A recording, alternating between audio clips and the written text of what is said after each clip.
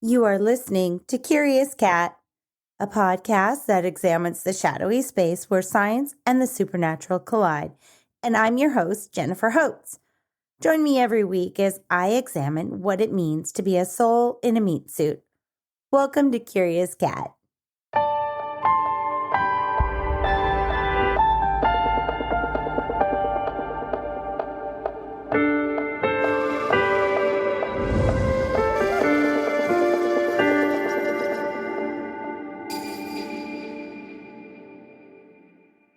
Hello, I hope you're well.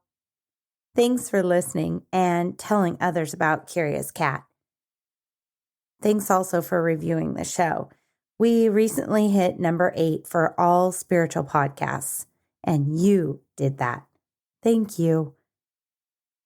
Today's conversation is all about cemeteries. They are parks that teach and inspire.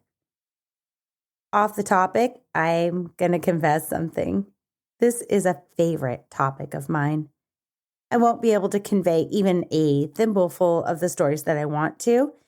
This is a podcast, though, not an auditory marathon, so I may revisit the subject as the weather outside chills and the leaves blush with reds and oranges. But until then, let's get started. So while most think of cemeteries as great places to whip out ghost hunting tools, the EVP player that they may have on their phone as an app, these greenscapes offer much more than potential jump scares.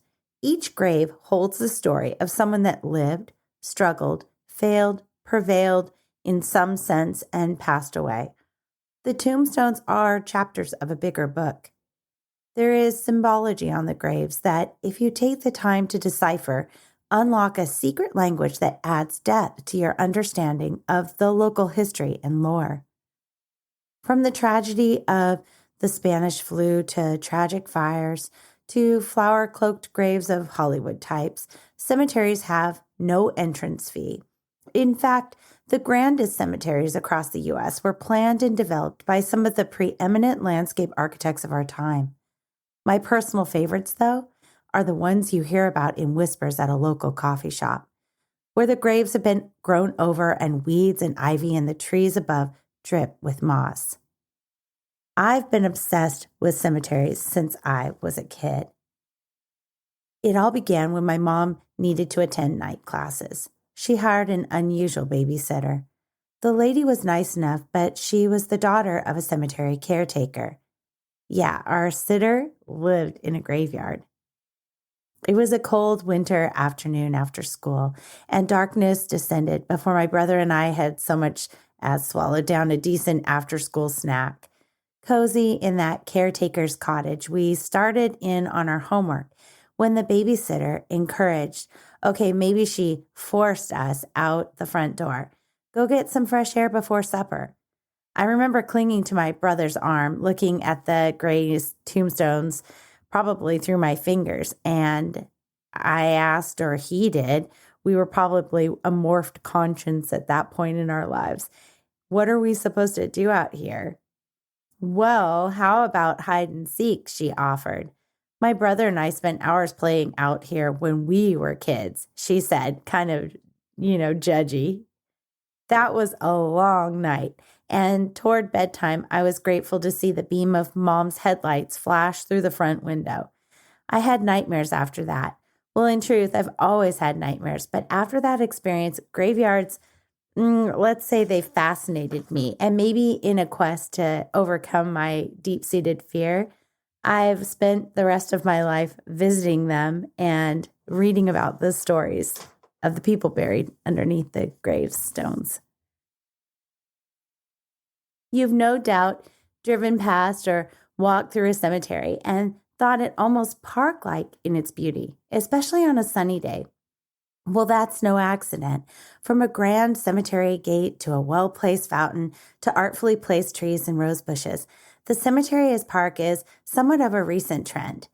2 centuries ago, cemetery plots were purchased and maintained individually, which meant families were charged with the care and keeping of their loved one's plot. Some were neglected, of course, and they were overgrown with weeds and brambles. Others were better tended, almost elaborately tended, but there was no cohesion to what trees or shrubs were planted on and around the graves. They were landscaped at the whim of the families, which lent sort of a crazy quilt vibe to the boneyard. Then, somewhere around the mid 1800s, born out of practicality to ease the maintenance, while also inspired by images that were coming out of England and France, who had picturesque cemeteries, the cemeteries in the U.S. had a massive glow up. I found an article from the Blue Ridge Heritage Foundation, and they speak about that burgeoning trend in the United States. And what came out of it was Frederick Law Olmsted. He's renowned across the world, and there's even an article called The Hundreds of Cemeteries, designed by Frederick Law Olmsted. He was born in Hartford in 1822, and his professional credits included co-designing New York's Central Park. He headed the first Yosemite Commission, and he led a campaign to protect Niagara Falls. He also designed the U.S. Capitol grounds and Boston's Emerald Necklace of green space. Like I said, he designed hundreds of cemeteries, but Mountain View Cemetery in Oakland, California was his first solo commission. He wrote, "The brooding forms of the coppices and the canopy of the cedars would unite in the expression of a sheltering care extended over the place of the dead. The heaven-pointing spires of the immortal cypress would prompt the consolations of faith." So he saw landscape architecture as a way of healing and also a bridge between our realm and the realm beyond.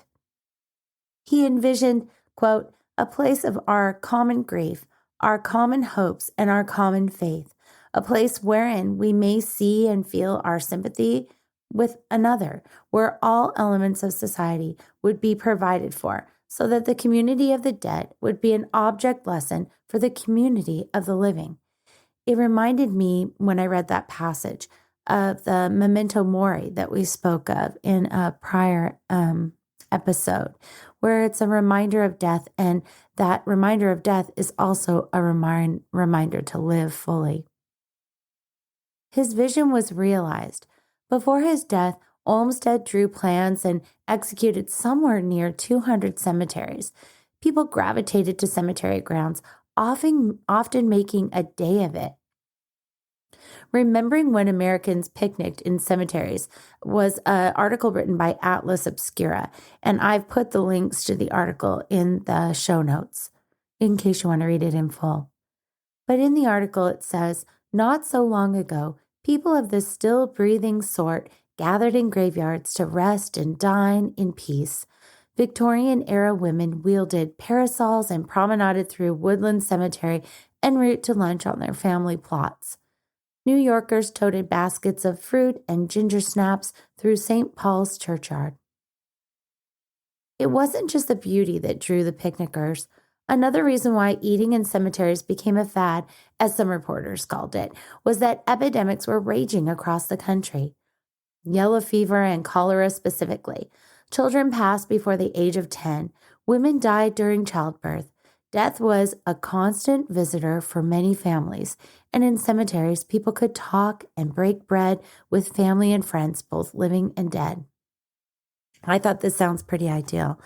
We live in an age of the news cycle, and our society views grief as no different than that. We're given a few days, maybe a week tops, to process our grief for the passing of a loved one. Then we're expected to box up the remains of our heartbreak and shove it into the back of our mental attics. It's not natural. It's not healthy.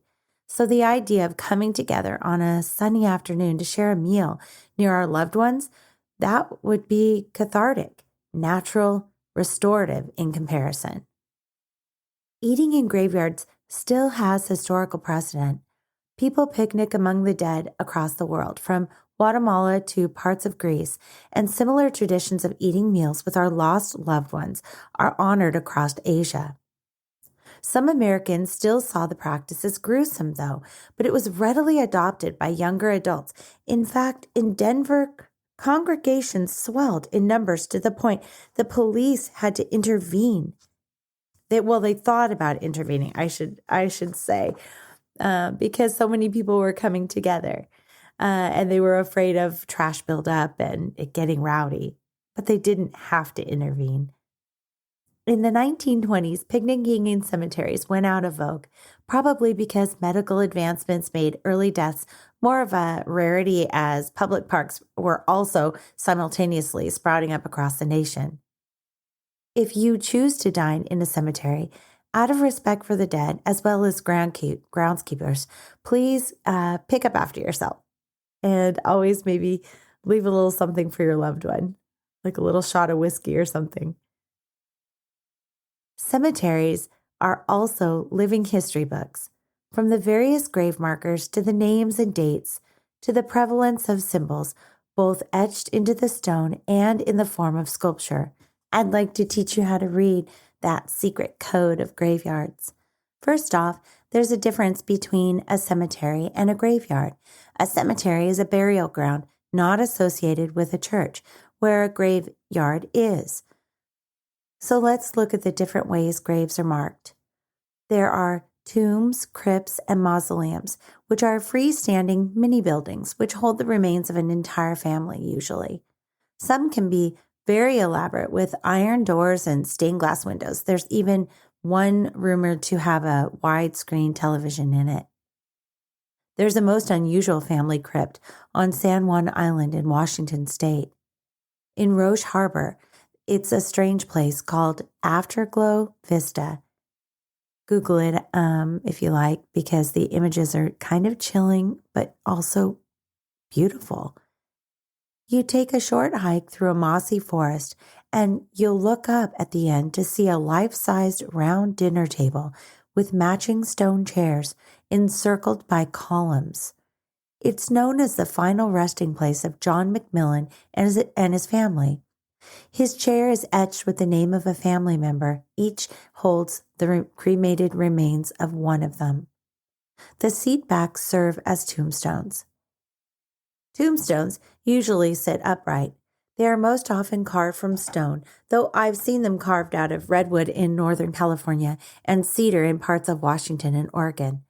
They most often mark the grave of one person, though sometimes you'll see multiple family members denoted on one tombstone. And sometimes you'll see a double-sided tombstone where two lifelong partners will be buried. In some cases, if the marriage wasn't amiable, the other side remains blank, the person having moved on after the death of a spouse. There is a double-sided grave in the U.S. that's cracked right down the middle. You see, when her husband passed, the widow said she was glad he was gone. She had no intention of being buried there, but her family, after she died, exhumed her bones and buried her there against her dying wish. Soon after, the tombstone cracked right down the middle. When I was first drafting my very first novel for Tombstones, I had the honor of walking the Fort Bragg Cemetery in Northern California with my father and also our lifelong friend, Jerry Williams. He showed us to a part of the cemetery that sat long forgotten. It was in the shade. It was, up from Pudding Creek, where the markers were made of redwood. He told us he'd hand dug the graves of the children that passed there because it should hurt to bury a child. Jerry Williams was a true treasure, as was my father. May they both rest in peace. There are tombstones that reflect the deceased person's colorful personality or unique occupation. I found some of note in my travels, but there are literally thousands of others ready to be discovered when you get out there and explore the boneyards near your corner of the world. Here are just a few that I hope inspire your curiosity to explore your local boneyard. There's a grave shaped like a full-size pool table in Illinois, a full-size BMW headstone in East London, a giant light bulb gravestone for Sal Giardino that says world's greatest electrician. May he rest in peace. A Pac-Man shaped tombstone. Archie A. Arnold has 2 full-size parking meters on his grave, and both have time expired. showing his sense of humor. B.P. Roberts Stone reads, I told you I was sick. It's the ultimate I told you so. Paul G. Lind has a life-size Scrabble board above his bones. In Seattle's Lakeview Cemetery, there's a strange elevated chair, known by some as the Devil's Chair, and an older woman sits in it. Sculpted in front of her is a young girl. The entire monument is chilling and odd, especially since you have to look up to observe it. Across Lake Washington, in the Kirkland Cemetery, hugging the ground is an unremarkable rectangle of concrete. Well, unremarkable at first glance. I went on a tour offered by the Kirkland Historical Society, and the guide told the story of the area's first recorded murder. It was a strange lover's squabble that ended up with the occupant's death. He donated the funds to build a tennis court for the city some years back, and so in his honor, they cut a piece of it out to use as his grave marker as a sort of eternal thank you. Sure enough, when I looked again, there was a white painted stripe down one length of his marker. A post on Mental Floss by Ransom Riggs taught me about a strange phenomenon called dollhouse graves. There isn't one in Seattle, but there are a few in Indiana, Ohio, and Tennessee, and other states. I've added the post by roadtrippers.com to the show notes if you'd like to see the images yourself. The dollhouses were built over the graves of young girls. Some were lovingly furnished with doll-sized couches and tables, you name it. But in one instance, the furniture was being stolen and vandalized, so it was moved elsewhere. Some of these dollhouse graves date back a century. There's a whiskey-shaped bottle that is a tombstone for William Mullen from Clayton, Alabama. May he and all I've mentioned prior rest in eternal peace. There are a multitude of animal sculptures. We love our animals, don't we? That serve as grave markers, from dogs to elephants to lambs to bison and more. 2 star-crossed lovers in Holland were interred, but a wall segregated him from her because they practiced different religions. Both of their tombstones had arms and hands added to them that reach out to the other over the wall where they hold hands forevermore. Speaking of segregated, Seattle area wasn't unique in this fact, but there was a time 150 years ago that it was easier to buy a house than be buried as a person of color. One foreman at the Coal Creek mine near Newcastle, Washington, was beloved by his crew. When he died, his crew demanded that he be buried among the other miners, even though at the time, as a black man, Western culture said no. They defied the social norms, and he still rests in peace in the historic, volunteer-maintained cemetery beneath those looming trees. If you're interested to learn more about graves, there's an incredible website called findagrave.com, which it lists tens of thousands of graves by cemetery. You can also look up individual graves. So if you wanted to see, say, former presidents or a famous person or a loved one that you know is in a certain cemetery, you can look it up there. If you're a photographer, whether professional or amateur, and you like to walk cemeteries, check the website because they're always looking for people to document certain graves. There are requests made by their loved ones.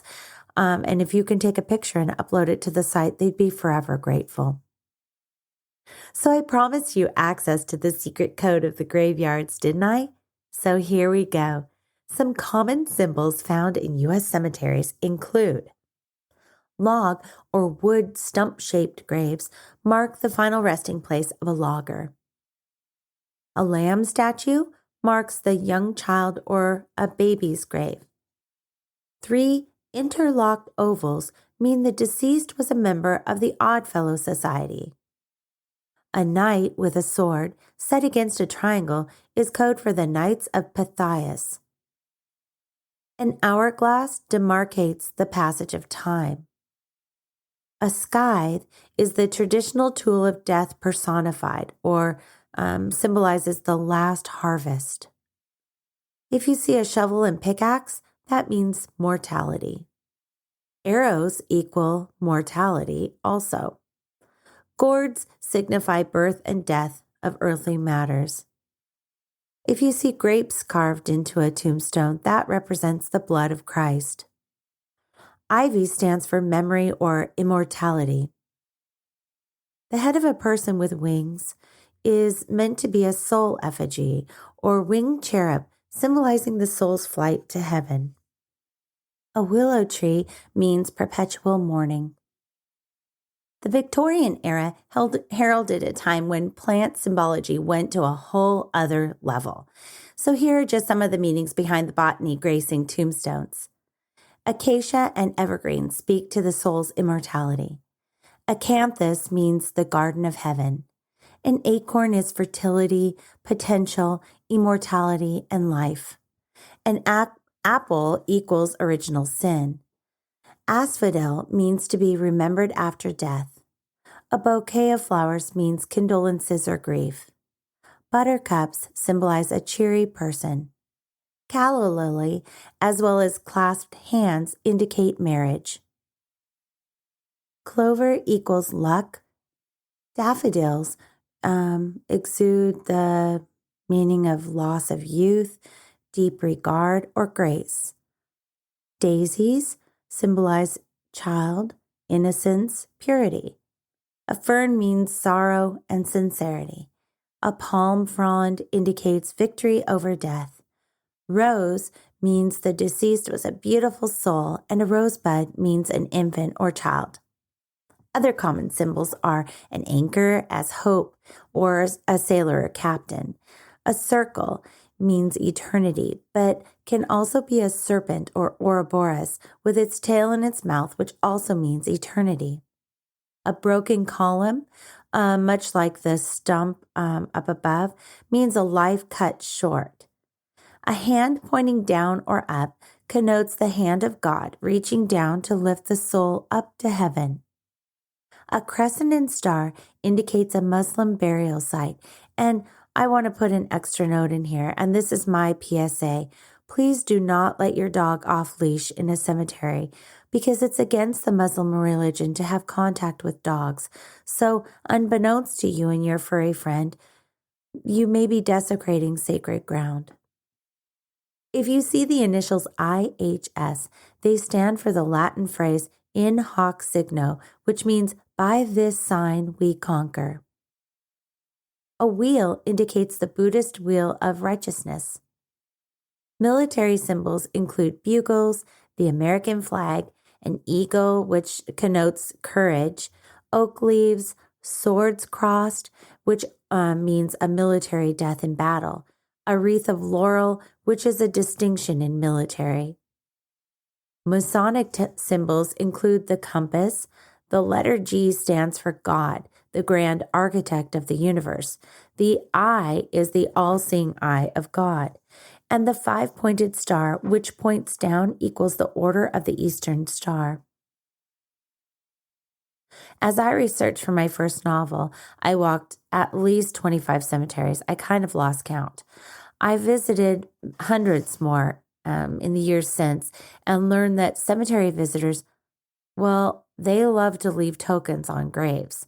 Flowers, definitely, but also notes, stones, and coins. Have you ever seen a grave with a polished stone sitting on top? This custom is derived from a Jewish burial tradition dating back thousands of years.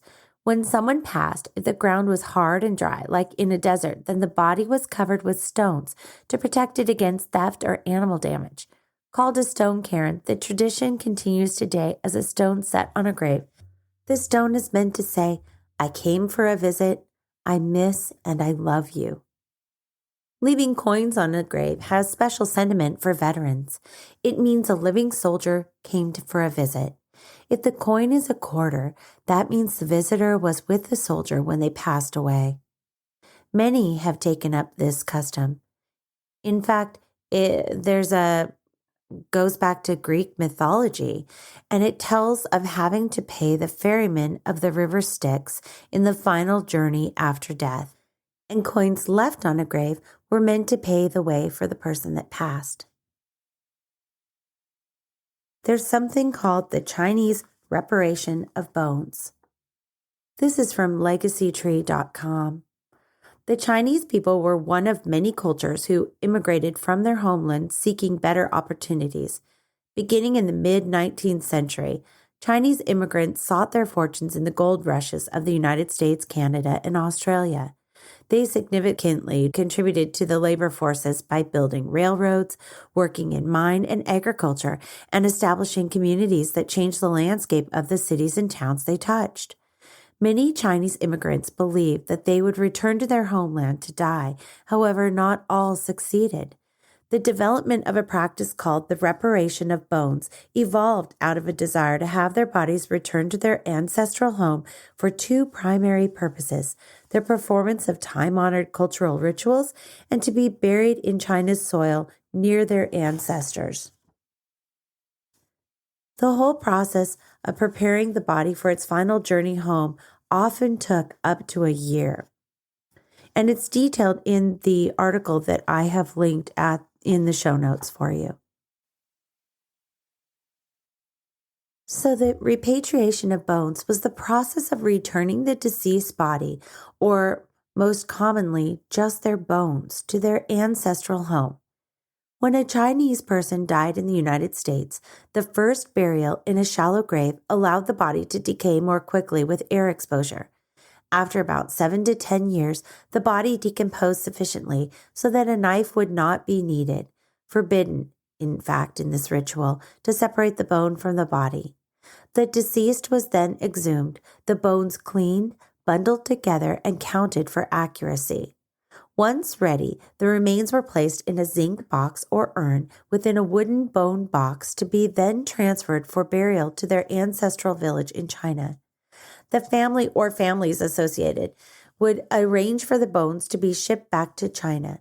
The whole process, very expensive process, of preparing the body for its final journey home often took up to a year.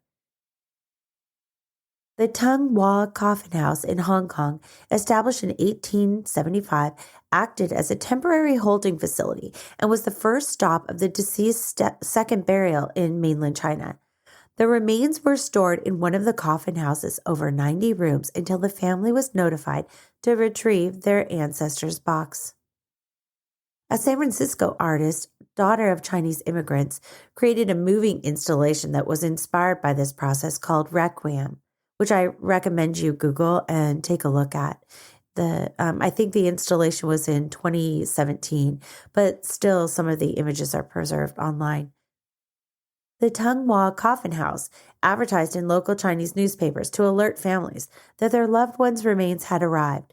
The families could then greet the deceased at a designated bone box dock, where the remains were transferred from boxes to jars and given to the families. Occupation by military forces, such as during World War II, when the Japanese occupied Hong Kong, or financial considerations prevented some families from traveling to retrieve their loved ones' remains. Therefore, the coffin house still holds about 200 bone boxes that have never been reclaimed. For those bones left behind, the coffin house caretakers took on the family's role of remembering the dead by lighting incense daily and performing rituals. The remains of more than 100,000 people came through the coffin house between 1875 and 1949, when the process of repatriation concluded. The caretakers carefully recorded the details of each case they handled, tracking the arrivals and departures of the deceased. Each record details the coffin received, insurance documents, and names the deceased in their hometown. Some records contained intricate notes on the cause of the death.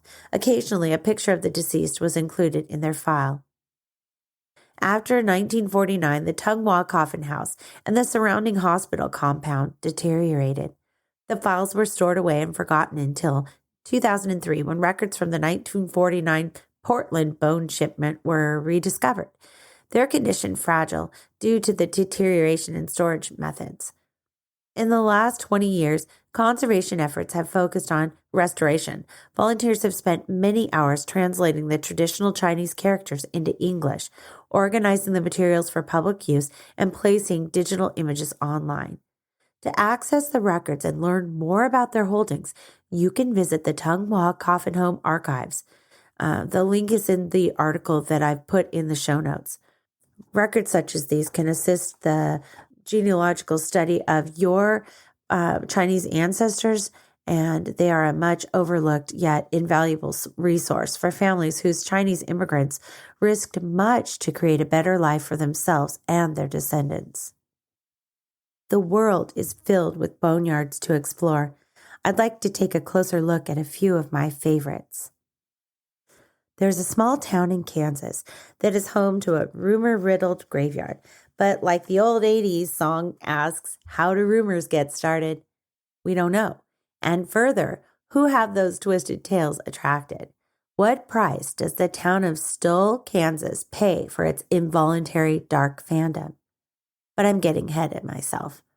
Stull Cemetery has many nicknames: Gateway to Hell, Devil's Graveyard, Hellmouth in the heart of Kansas. The rumors that fly around this place are just as chilling. I grabbed a handful from the ethers. The Pope will not allow his plane to fly over this cursed ground. The devil's infant son is buried here. Half human, half demon. There are steps that open up twice a year that lead you directly to hell. There's an old tree that was used to execute witches. And the cemetery is one of 7 portals to hell. It goes on and on. I spent half a day researching the origins of the rumors and couldn't find much concrete information, just third and fourth hand accounts. The most consistent story was that back in the 70s, a university professor invented a story about Stull Cemetery to demonstrate the power and pervasiveness of urban legends. He concocted this rumor that Stull Cemetery was one of 7 portals to hell and detailed that the portal opened up 2 times a year, midnight on Halloween and at the spring equinox. The story spread like wildfire, and soon the fiction was recounted in blogs, on YouTube, and in whispered conversations all over Kansas. The urban legend took on a life of its own, and pretty soon people forgot that the rumors were the work of fiction. But that's how urban legends work, isn't it? Eventually, everyone has a second cousin that's had an encounter with a demon at Stull Cemetery. The curious visited Stull Cemetery. Some performed dark rituals and others knocked down headstones. Though most visitors did no harm, the city took action. The tree that allegedly witnessed witch hangings was cut down. Some stories say it was cut down without the owner's permission the night before Halloween to dissuade thrill seekers. I found other accounts from secondary sources that say the tree was taken down months prior because its roots were breaking apart tombstones. There were rumblings about the stone church that stood on the site from 1867 to 2002 also. People said glass bottles would not break inside the church structure, and there was talk of upside-down crosses and rituals. The church and tree were waypoints to find the alleged 7 steps to hell. So is that why both were eventually removed? The church has been roofless for decades, slowly succumbing to nature, but the fandom felt the church's destruction was more nefarious. Google it and you'll see what I mean. Television series Supernatural creator Eric Kripke grew up in Lawrence, Kansas, only a few miles away from Stull. He teed on those urban legends, and his wildly popular television show centers around 2 monster hunting brothers from Kansas. Kripke set a dramatic season finale at Stull Cemetery. That episode was about a battle between Archangel Michael and Satan. The episode called a whole new fandom through the gates of Stull Cemetery. Pop star Ariana Grande visited Stull Cemetery in 2013. She spoke of it in an interview with the Kansas City Star. You can read the full interview in the linked article that I've put at the bottom of the show notes. On that day in November, she sensed a negative energy inside the cemetery. As she drove through the property, her car filled with a putrid sulfur odor. As she was leaving, Grande rolled down her window and said, "We apologize. We didn't mean to disrupt your peace." Then she allegedly snapped a picture with her phone. She says she captured 3 demonic figures. And she said that she tried and failed to text the image to her manager, but received a message that the file was too big and a 666 megabyte message. Afterwards, Grande felt unsettled in her home. She felt like someone was watching her as she slept, so she deleted the picture, and then things returned to normal. All this fame to Stoll Cemetery comes at a price. The cemetery is closed to everyone but mourners now and those that receive permission. The town holds its collective breath every evening and braces itself especially on Halloween. Enhanced police patrols help, but the fandom still comes uninvited. It's a shame, really. Cemetery visits are supposed to inspire people. Cemeteries are primary source history. Tombstones, like I said before, are book covers, and the graves hold those stories. Someone lived and struggled, tried and achieved, and failed, and inevitably died. I'm not one for turning people away from cemeteries, but when the stories are no longer tethered to the truth, what's the point? Those lies metastasize like a fast-growing tumor. And then what? I guess it's best to keep people out? I'm not sure. Maybe barring people makes the rumors grow bigger faster. I don't know. It's complicated, isn't it? Preston Cemetery in Washington State was an amazing find. I went there with my, at the time, college kid, and it's less than 5 minutes from I-90 if you're in Washington State on the west side of the mountains. So when Nora and I parked, the temperature danced at the 80-degree mark. We abandoned the car and began to walk the cemetery. And soon we were drawn to this gigantic tree that felt like a watchman of the grounds. We stood beneath it and cooled off a little bit, looking down at the graves. There are 630 interments at Preston Cemetery that stretch across a rocky hill. We turned on our ghost hunting equipment and received a handful of words. Tim stood out to us as one of the words. I had a sharp pain in my right temple and stopped.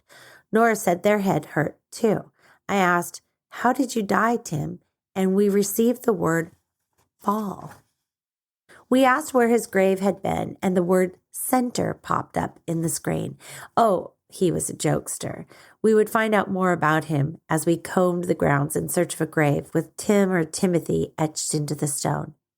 A half hour later, we called it quits. As we walked back to the car, a robin landed on the tombstone right in front of us. We remarked how pretty it was. Our ghost equipment said, breakfast. Nora laughed. Don't eat the robin, they said. The ghost equipment said, several. Nora giggled and said, Tim, do not eat robins. How many would you eat? The ghost equipment said, all. Laughing, we returned to the car. I told Tim thank you for communicating and also that he didn't have permission to follow us home. Nora said goodbye as well, and then the name Tom appeared. It was the last word we would receive that day. Tom, is that your real name? We asked. Sure enough, there is one Thomas interred at Preston Cemetery. He was born in Ohio in December 12, 1874. Thomas Sherman Ambrose married his first wife, Nina Z. Schott, in 1898, and she died the following year. Thomas served in the military at some point. Possibly that is what drew him out to the Pacific Northwest. His draft registration card said he was of medium height and build with dark blue eyes and black hair. In 1912, he married again. Her name was Myrtle Olive Green. She was from Victoria, British Columbia. They settled in Preston, Washington, where Thomas taught grade school.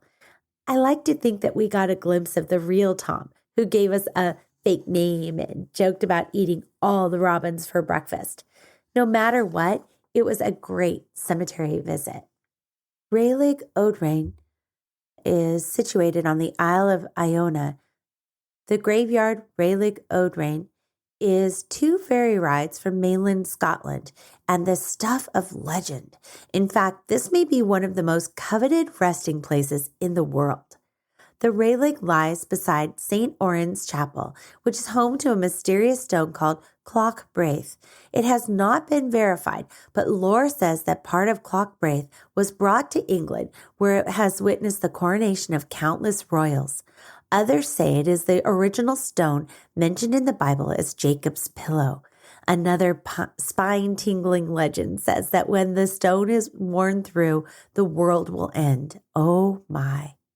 60 kings are buried in Rayleigh Odrain. They heralded from Scotland, Ireland, and Norway. Why have all the royals clamored to be interred here? Could this ancient prophecy hold the answer? 7 years before the judgment, the sea shall sweep over Erin at one tide, and over blue-green Isla, but I for calm of the church shall swim.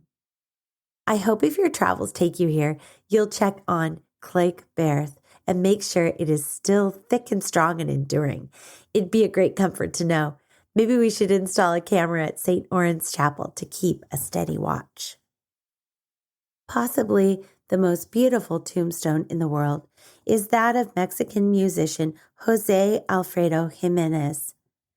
This winding rainbow-like sculpture is the final resting place of Jose Alfredo Jimenez, a famous Mexican musician who wrote more than 1,000 songs in his lifetime. Considered an important figure in modern Mexican culture, Jimenez died in 1973 at the age of just 47. His striking mausoleum, which is located in his hometown of Dolores Hidalgo, is made of two symbols of Mexican culture, the sombrero and the serape, a blanket-like shawl.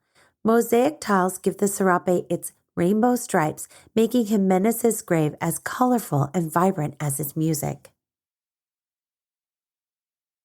On the other side of the ocean, Okinoyen Cemetery in the mountainous Wakayama Prefecture of Japan holds more than 200,000 tombstones, though according to one travel journalist, it's best toured at night by the glow of 1,000 stone lanterns.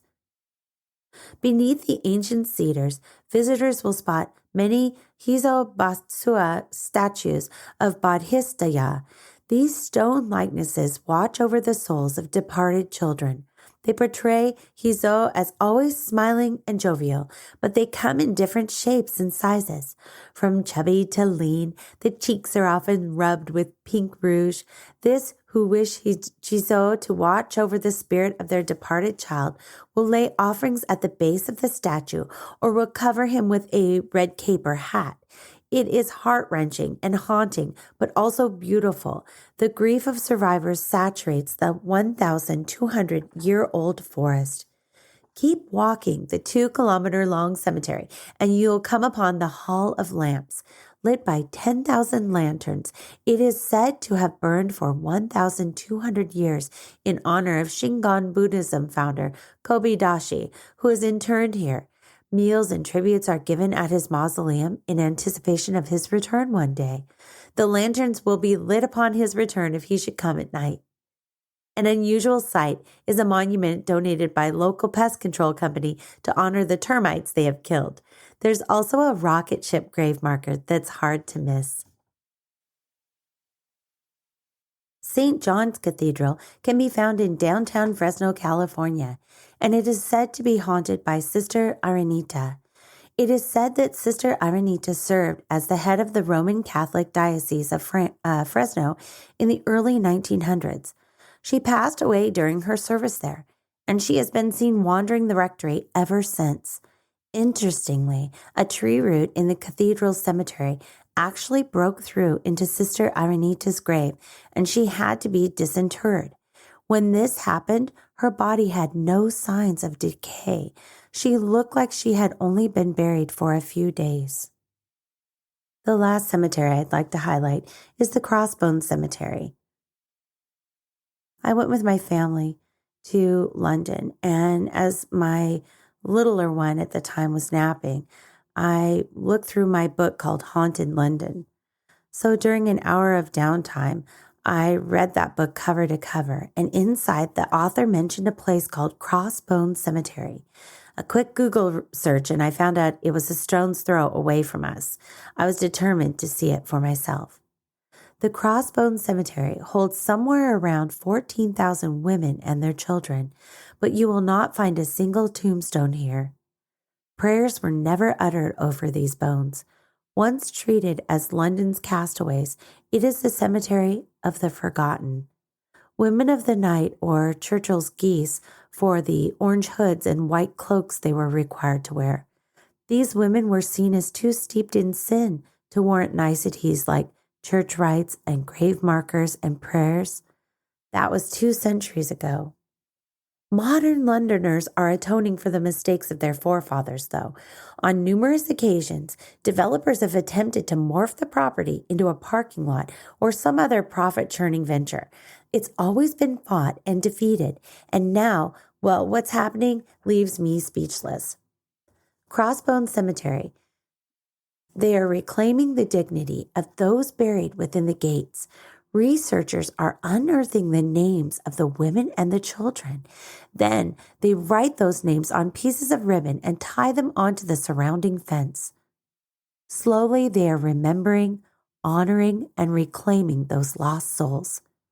I visited the cemetery with my older child. My younger one would have nothing to do with the field trip. As I tied our flower offering to the fence, I stood in awe.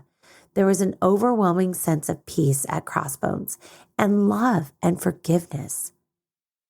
This week, maybe because history lives and breathes in these sacred spaces, walk a cemetery, take a photo, tidy the leaves off of a grave, maybe utter a name etched into the tombstone.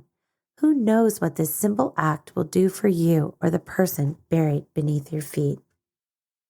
I hope you are inspired to check Google Maps for your nearest cemetery. They're places of peace and tranquility.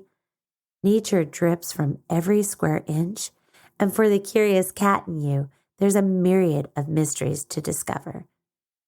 Let me know about the graveyards in your community on socials, would you? Thank you for listening to Curious Cat. If you like the content, stories, and information, I'd be grateful if you'd recommend the podcast to one friend or family member to grow our listenership. I'd be grateful if you did. Huge shout out for my art director and audio engineer. If you're in need of either of those services, please find their links in the show notes. Also, please be sure to subscribe so you never miss an episode. Until next time, stay curious. I love you.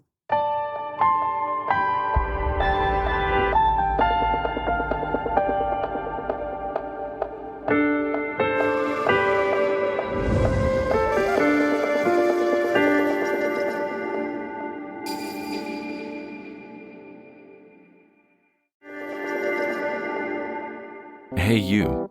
Yes, you. Are you looking for a new podcast that appeals to your scientific curiosity, but is also a little bit spooky? Show me how I died in a past life. Well, look no further, because this cat is where it's at. He had concerns about the ethics surrounding AI, feeling they had achieved consciousness. Curious Cat Podcast examines the shadowy space where science and the supernatural collide. Listen every week with your host, Jennifer Holtz, as she and her guests explore what it means to be a soul in a meat suit. We were healing karma together. They were all kind of predestined to resolve something. Listen on all your favorite streaming apps and continue the conversation on Twitter at CuriousCatPodCA, or find Jennifer and all her links at Jennifer L. Holtz, spelled HOTES.com.